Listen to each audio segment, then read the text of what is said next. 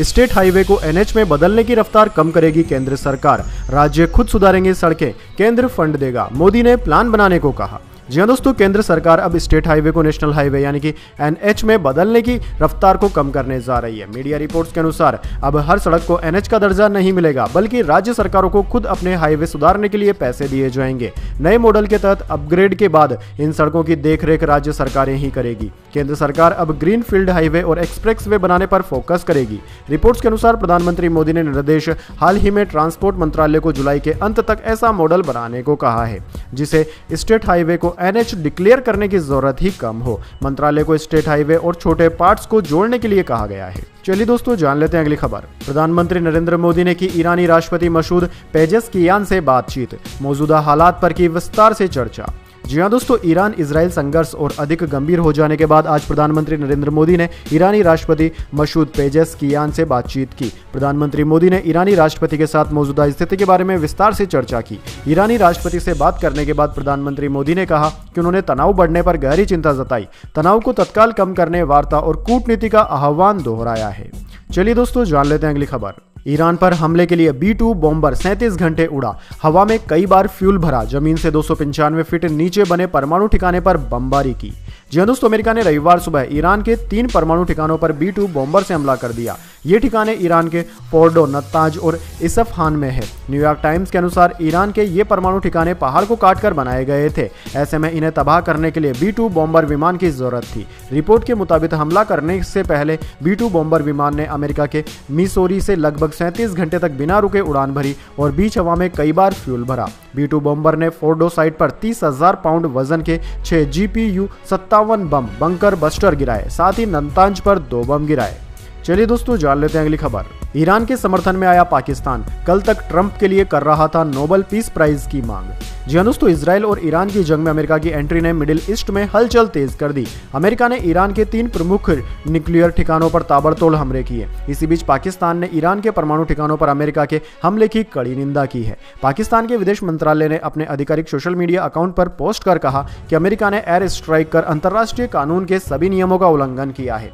संयुक्त राष्ट्र चार्टर के तहत ईरान के पास अपनी रक्षा करने का पूरा अधिकार है। दोस्तों, आपकी जानकारी के लिए बता दें, पाकिस्तान की सीमा ईरान से लगती है। ईरान के साथ पाकिस्तान 900 किलोमीटर लंबा बॉर्डर शेयर करता है। पाकिस्तान ने इजराइल और ईरान से जल्द इस जंग को खत्म करने का आह्वान किया है। पाकिस्तान ने कहा था कि सैन्य संघर्ष नहीं बल्कि डिप्लोमेसी ही शांति का एकमात्र रास्ता है।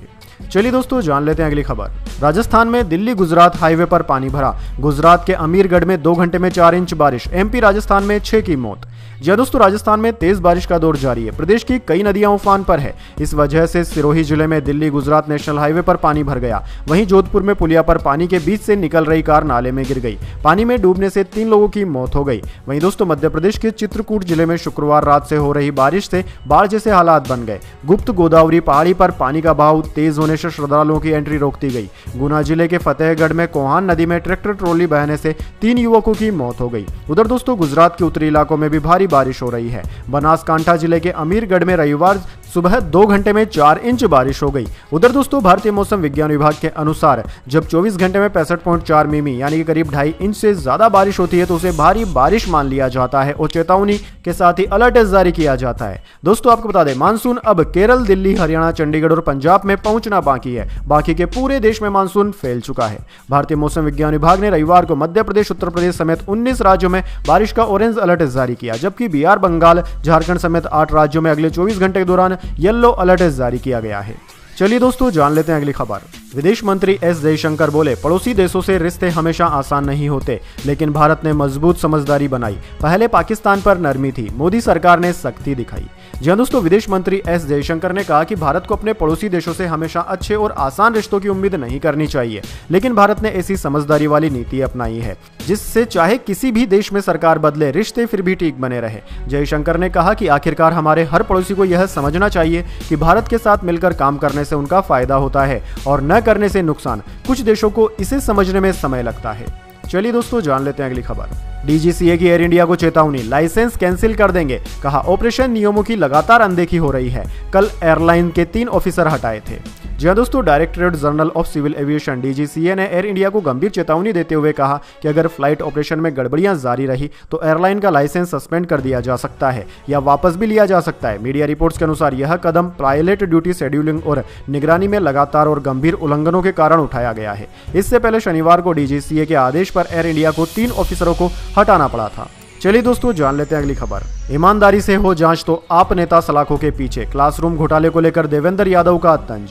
जी हां दोस्तों, दिल्ली प्रदेश कांग्रेस कमेटी के अध्यक्ष देवेंद्र यादव ने पूर्व शिक्षा मंत्री मनीष सिसोदिया पर तीखा हमला बोला है। उन्होंने कहा है कि वे 2000 करोड़ रुपए के क्लासरूम निर्माण घोटाले से बच नहीं सकते। देवेंद्र यादव ने आरोप लगाया कि सिसोदिया भ्रष्टाचार की जवाबदेही से बचने के लिए अधिकारियों को दोषी ठहरा रहे हैं, जबकि अंतिम मंजूरी मंत्री के हस्ताक्षर से ही होती है और उस वक्त सिसोदिया वित्त समिति के चेयरमैन भी थे। चलिए दोस्तों, जान लेते हैं अगली खबर। ईरान को न्यूक्लियर हथियार देने को कई देश हो गए तैयार। रूसी नेता का सनसनीखेज दावा, अमेरिकी हमले को बताया नाकाम। जी हां दोस्तों, 22 जून 2025 को रूस के पूर्व राष्ट्रपति और सुरक्षा परिषद के उपाध्यक्ष दिमित्री मेदवेदेव ने एक चौंकाने वाला बयान दिया, जिसमें उन्होंने दावा किया कि कई देश ईरान को अपने परमाणु हथियार सीधे देने के लिए तैयार हैं। यह बयान अमेरिकी द्वारा 21 जून 2025 को ईरान के 3 परमाणु ठिकानों फोर्डो, नंतांज और इस्फहान पर रात में किए गए हमलों के जवाब में आया। दरअसल दोस्तों, मेदवेदेव ने कहा कि ये हमले ईरान के परमाणु कार्यक्रम को रोकने में नाकाम रहे और मध्य पूर्व में तनाव को और बढ़ा दिया। उन्होंने अमेरिकी राष्ट्रपति डोनाल्ड ट्रंप को शांति का राष्ट्रपति से युद्ध शुरू करने वाला बताकर तीखी आलोचना की। चलिए दोस्तों, जान लेते हैं अगली खबर। ऑपरेशन सिंधु, ईरान से 290 और नागरिक भारत पहुंचे। अब तक 1117 भारतीय स्वदेश लौटे। प्लेन से उतरते ही वंदे मातरम के नारे लगाए। जी हां दोस्तों, ईरान इजराइल संघर्ष के बीच ऑपरेशन सिंधु के तहत अब तक कुल 1117 भारतीयों को निकाला गया है। मशहद से एक और प्लेन शनिवार रात 11:30 बजे 290 नागरिकों को लेकर नई दिल्ली पहुंचा। इससे पहले शाम 4:30 बजे 310 नागरिकों का जत्था राजधानी पहुंचा था। वहीं दोस्तों, 20 जून को रात 2 बैच में 407 भारतीय वापस लौटे। चलिए दोस्तों, जान लेते हैं अगली खबर। कैब में महिला पायलट का यौन शोषण, मुंबई में ड्राइवर समेत 3 पर FIR दर्ज। टैक्सी का रूट बदलकर 2 को बैठाया, 1 ने बेड टच किया। जी हां दोस्तों, मुंबई पुलिस ने कैब ड्राइवर समेत 3 पर एक महिला पायलट से यौन शोषण के आरोप में मामला दर्ज किया है। घटना शुक्रवार की है, जब महिला पायलट साउथ मुंबई से अपने घर घाटकोपर जा रही थी। पुलिस ने शनिवार को इसकी जानकारी दी। महिला ने बताया कि उसका पति नौसेना में अधिकारी है, लेकिन उन्हें अब तक सरकारी आवास नहीं मिला। इस वजह से पति नौसेना के आवासीय परिसर में रहता है, जबकि यह घाटकोपर में रहती है। पुलिस ने BNS की धारा 75, 351(2) और 35 के तहत मामला दर्ज किया। चलिए दोस्तों, जान लेते हैं अगली खबर। पाकिस्तान में क्रिप्टो बिजनेस की कमान संभालेंगे आर्मी चीफ मुनीर। 34,000 करोड़ के क्रिप्टो बिजनेस की तैयारी में है अमेरिका। ट्रंप और शहबाज फैमिली भी पार्टनर। जी हां दोस्तों, पाकिस्तान में अमेरिकी राष्ट्रपति डोनाल्ड ट्रंप के कुनबे का क्रिप्टो कारोबार अब army chief field marshal Asim Munir संभालेंगे। व्हाइट हाउस में हाल ही में ट्रंप द्वारा मुनीर को डिनर डिप्लोमेसी के तहत न्योते में क्रिप्टो डील को फाइनल करना था। पाकिस्तान क्रिप्टो काउंसिल ने पाकिस्तान के 17,000 करोड़ रुपए के क्रिप्टो बिजनेस का ट्रंप परिवार के दबदबे वाले वर्ल्ड लिबर्टी फाइनेंशियल से करार किया है। पाक सरकार ने क्रिप्टो बिजनेस के अनुकूल नीतियों में बदलाव भी शुरू कर दिए हैं।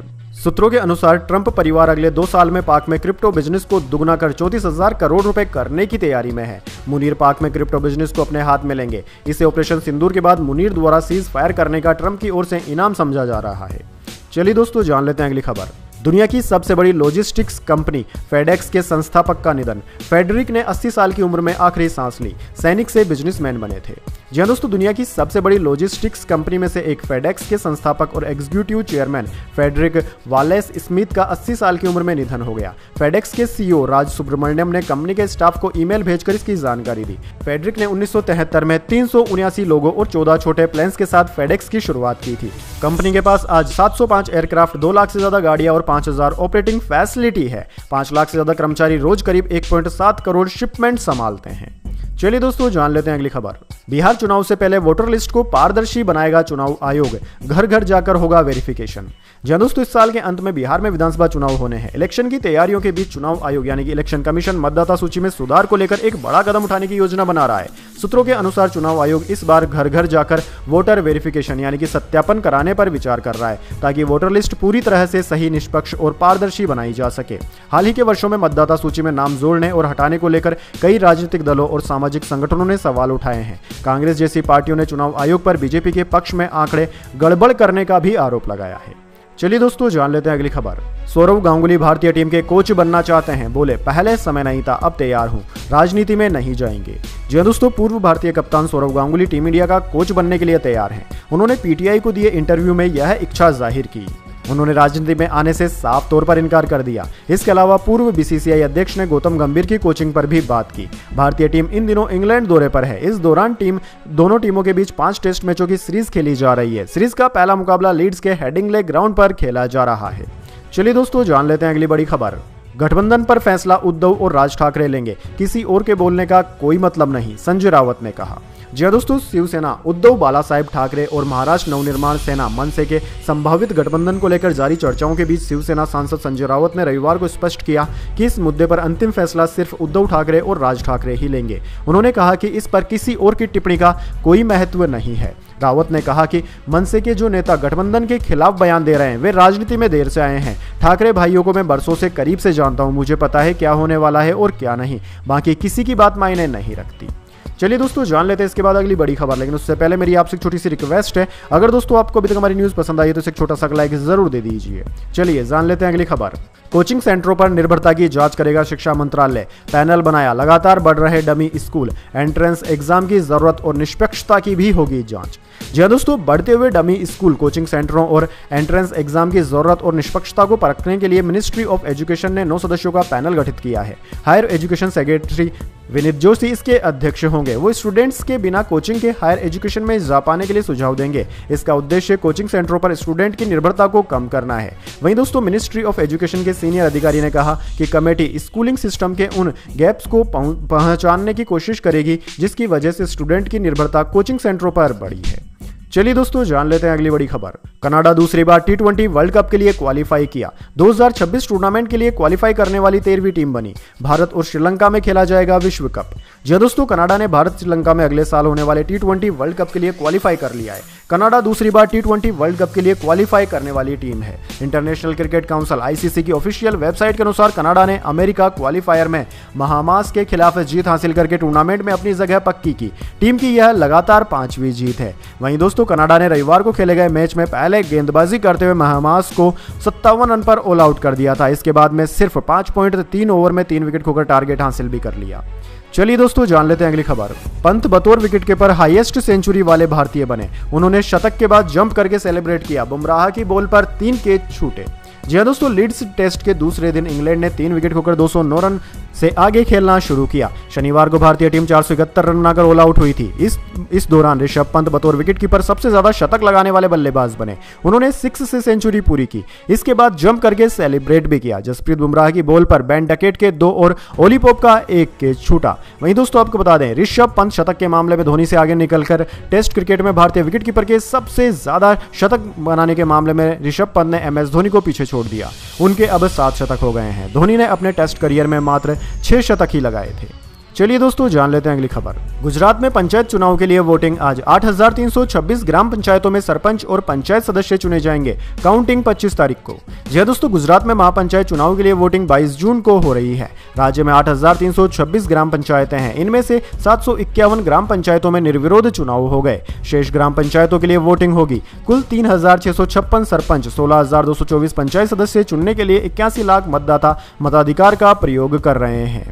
चलिए दोस्तों, जान लेते हैं अगली खबर। सोना आज 570 रुपए गिरकर 98,691 पर आया। चांदी भी 608 रुपए सस्ती होकर 1,06,000 रुपए प्रति किलोग्राम के भाव पर। यह दोस्तों, सोने और चांदी की कीमतों में आज गिरावट देखने को मिली। Indian bullion and jeweller association के अनुसार 24 कैरेट सोने का दाम 570 रुपए गिरकर 98,691 रुपए प्रति 10 ग्राम पर आ गया। वहीं दोस्तों, दूसरी ओर चांदी की कीमत 608 रुपए गिरकर 1,06,775 रुपए प्रति किलोग्राम पर पहुंच गई है। चलिए दोस्तों, जान लेते हैं अगली बड़ी खबर। विजय देवरकोड़ा के खिलाफ दर्ज हुआ केस। आदिवासी संघ ने की शिकायत, दिया था विवादित बयान। जी दोस्तों, तेलुगु एक्टर विजय देवरकोड़ा की मुश्किलें बढ़ चुकी है। उनका एक पुराना विवादित बयान अब सुर्खियों में आया है, जिसके खिलाफ शिकायत दर्ज हुई है। विजय के खिलाफ आदिवासी संघ ने साइबराबाद के राय दुर्गाम पुलिस स्टेशन में केस दर्ज कराया है। उनका आरोप है कि एक्टर ने उनके संघ का अपमान किया है। एक्टर के खिलाफ ST/SC धारा के तहत केस दर्ज हुआ है। वहीं दोस्तों, विजय देवरकोड़ा अप्रैल के महीने में एक्टर सूर्या की फिल्म रेट्रो के ऑडियो लॉन्च में पहुंचे थे। वहां उन्होंने पहलगाम आतंकी हमले पर रिएक्ट किया था। विजय का कहना था कि आतंक से निपटने के लिए सभी को एकजुट होना जरूरी है। उन्होंने लोगों को शिक्षित करने की बात रखी थी। साथ ही उन्होंने यह भी कहा था कि पाकिस्तान के लोग खुद अपनी सरकार से तंग आ चुके हैं। विजय अपनी बातों के दौरान एजुकेशन पर जोर दे रहे थे। चलिए दोस्तों जान लेते हैं अगली खबर। चंडीगढ़ एयरपोर्ट पर अचानक फ्लाइट रोकी गई। लखनऊ के लिए उड़ान भरने से पहले पायलट ने बताई तकनीकी खामी। 177 पैसेंजर सवार थे। जी दोस्तों, चंडीगढ़ एयरपोर्ट पर रविवार को तकनीकी खराबी आने से एक फ्लाइट को अचानक कैंसिल कर दिया गया। फ्लाइट के रनवे पर जाने से पहले ही पायलट को तकनीकी खराबी का पता चल गया। शुरुआती जांच में तकनीकी खामी की पुष्टि होने के बाद फ्लाइट को कैंसिल करने का फैसला लिया गया। जिस समय यह निर्णय लिया गया उस वक्त फ्लाइट में करीब 177 लोग सवार थे।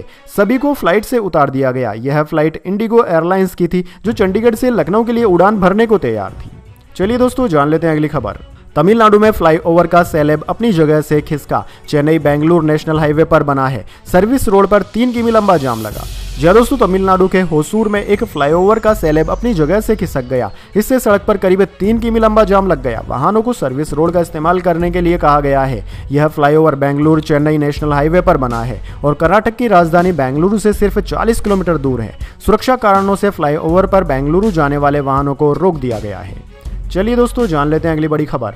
कश्मीर में वंदे भारत जुलाई तक फुल हुई। 25 जुलाई तक लंबी वेटिंग लिस्ट। हर दिन बुकिंग की संख्या बढ़ रही। हवाई किराया 50% घटा। जी हाँ दोस्तों, कटरा से श्रीनगर के बीच शुरू वंदे भारत को अच्छा रेस्पॉन्स मिला है। 7 जून को शुरू हुई 2 जोड़ी ट्रेनें 25 जुलाई तक लगभग फुल हो चुकी है। अब हर दिन बुकिंग की मांग और बढ़ रही है। IRCTC की रिजर्वेशन पोर्टल पर 25 जुलाई से पहले इसमें लंबी वेटिंग या फिर नो रूम है। इसके बाद सीटें खाली है। हालांकि तेजी से रिजर्वेशन हो रहे हैं। दरअसल दोस्तों, इन ट्रेनों ने घाटी में आवागमन का नया विकल्प दे दिया है, जिससे पर्यटकों और व्यापारियों को राहत मिली है। विमान से किराया कम होने से बड़ी संख्या में पर्यटक ट्रेन से जाना पसंद कर रहे हैं। इससे हवाई उड़ानों की संख्या भी आधी रह गई है। चलिए दोस्तों जान लेते हैं अगली बड़ी खबर। इतिहास उन्हें कसाई के तौर पर याद रखेगा। अमेरिकी की हमले के बाद नेतन्याहू पर भड़के ओवैसी। पाकिस्तान को भी लिया आड़े हाथों। जी दोस्तों, अमेरिका अब ईरान और इजराइल की जंग में सीधे कूद गया है और ईरान के 3 प्रमुख न्यूक्लियर साइट्स फोर्डो, नतांज और इस्फहान पर रविवार की सुबह हमले बोल दिए। इसको लेकर दुनिया भर में उसे विरोध का सामना भी करना पड़ रहा है। वहीं दोस्तों, संयुक्त राष्ट्र, चीन, जापान और पाकिस्तान समेत ज्यादातर देशों ने इस हमले की निंदा की। इसी कड़ी में AIMIM चीफ असदुद्दीन ओवैसी ने भी अमेरिकी हमलों को अंतर्राष्ट्रीय कानूनों का उल्लंघन करार दिया। साथ ही पाकिस्तान को भी आड़े हाथों लिया। ओवैसी ने कहा कि ईरान के पास परमाणु हथियार होने का डर जानबूझकर फैलाया गया है। यह बात इराक और लीबिया के बारे में भी कही गई थी, लेकिन कुछ नहीं निकला। अब वही कहानी ईरान के लिए दोहराई जा रही है। ओवैसी ने कहा कि अमेरिका की नीति सिर्फ इजराइल के अपराधों को छुपाने की है। गाजा में जो हो रहा है वह नरसंहार है और कोई भी इसके बारे में बात नहीं कर रहा। कोई यह क्यों नहीं पूछ रहा कि इजराइल के पास कितने परमाणु भंडार हैं। तो दोस्तों, यह थी आज